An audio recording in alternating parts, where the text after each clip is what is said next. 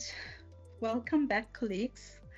I think it's time for us to wrap up. But anyway, I think while others are still closing, I was in another room and I don't know if they have already completed, but it's fine. We shall forge ahead and they can join us.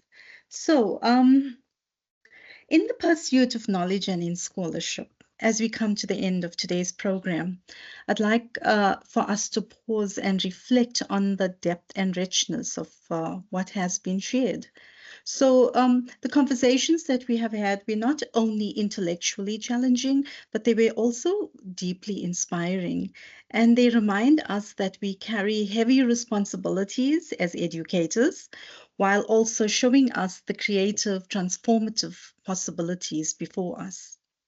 Now, as I followed the sessions throughout the day, I was actually struck by how the threads spoke to one another. And after this last session, I very quickly tried to capture those connections in a brief weave. So, a quick one. Um, in the morning, we began with Professor Belugi's keynote, which took us back to the fragile terrain of decolonization, 10 years on from the Follis schools.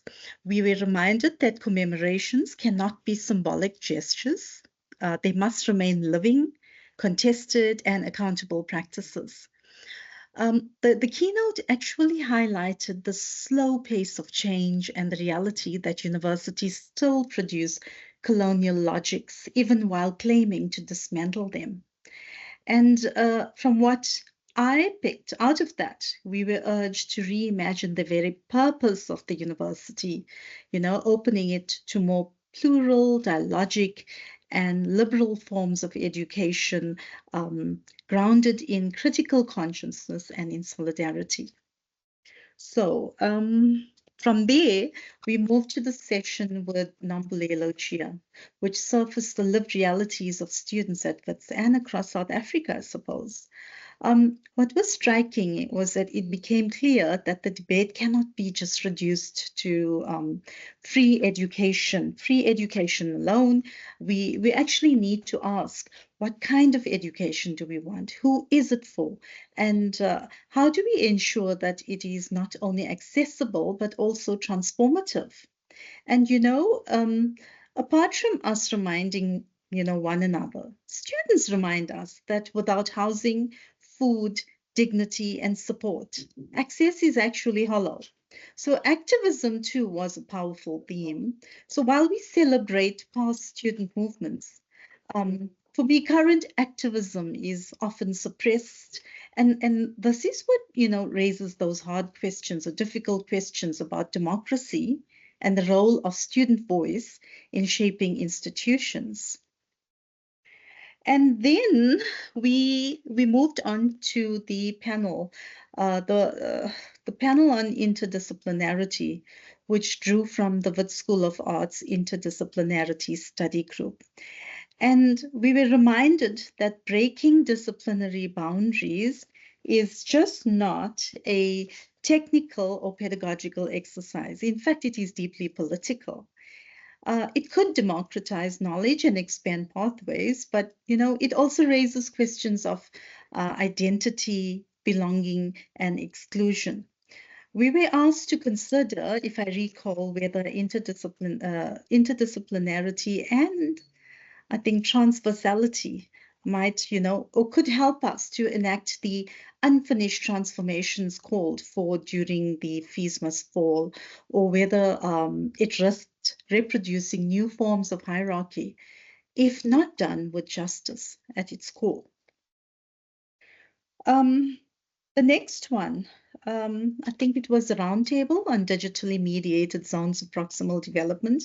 So here we actually looked at rethinking Vygotsky in the age of AI.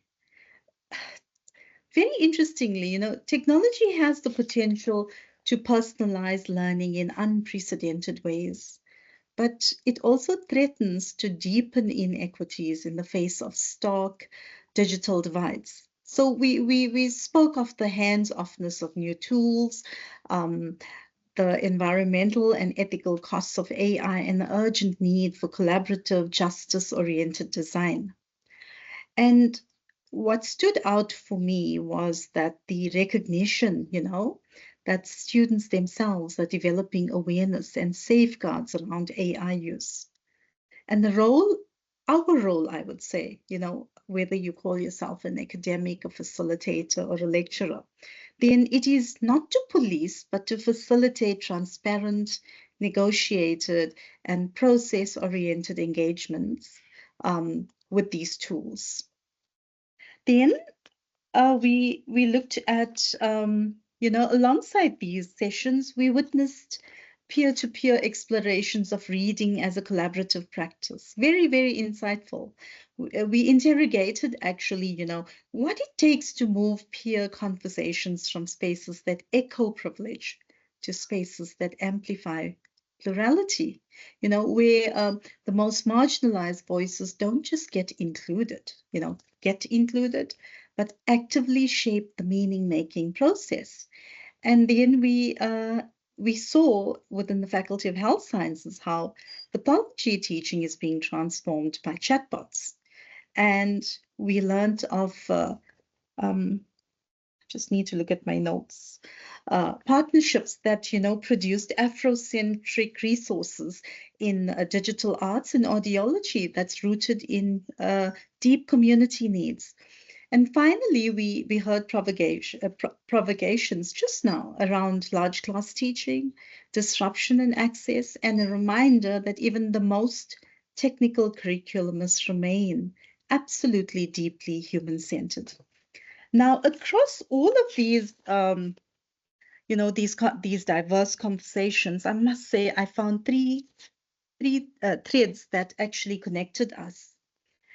And one is that a commitment to equity and justice in how we design and imagine education, secondly, a willingness to interrogate inherited epistemic traditions, refusing to remain bound by silos or exclusions, and lastly, a recognition that while educational technologies are reshaping education, it's our human values, our relationships, and our courage and care that must guide their use. So as we close, let us carry forward the spirit of openness, of dialogue, and of accountability. I say, let us continue to ask the difficult questions. And some of us are quite good at that, and others, well, we do lurk, but it doesn't mean that we are not engaging. We're lurking and we are making notes.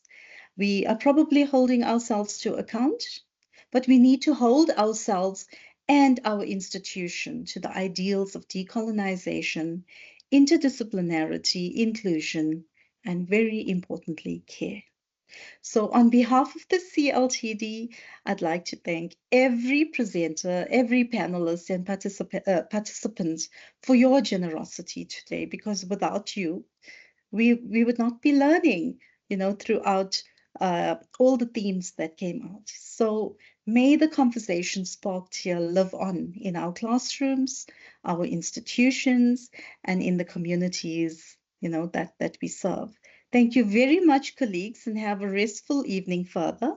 And before I forget, Fatima reminded me the evaluation forms. I believe that we all have access to these evaluation forms. If you could please take a few moments to complete the evaluation forms and send them through. And Fatima, is there anything else before I close off? Just the extra Padlet that I've created for day 2 for key takeaways. So just key takeaways from the whole day, throughout the day. All right. And are there any other comments that I haven't missed out? Anything pertinent? Anything else? Naj, I know that you would want to add something to those themes that I carefully weaved. Anything? Colleagues? Dominique? Sandile? Anybody wants to add to this closure? Nice, excellent weave, Nazira. Well, I must captured thank everything. the How did you do that? Were you there everywhere? the reason why I know why you probably asked me to close, because imagine it was our baby, the facilitating online course, an open educational resource, and we've been through so many weaves that I think it became second nature. I can see you are laughing, Nudge. So it was part of it, and yeah, so I think that ability to do a weave, through online sessions as well as in class just became second nature, my being and becoming, I would say. But thank you. I would like others to contribute to it, but yeah, I hope I've done well with time, and please forgive me if I've missed out on anything, but my mind was racing amidst this weave, and well done. Thank you very much, colleagues.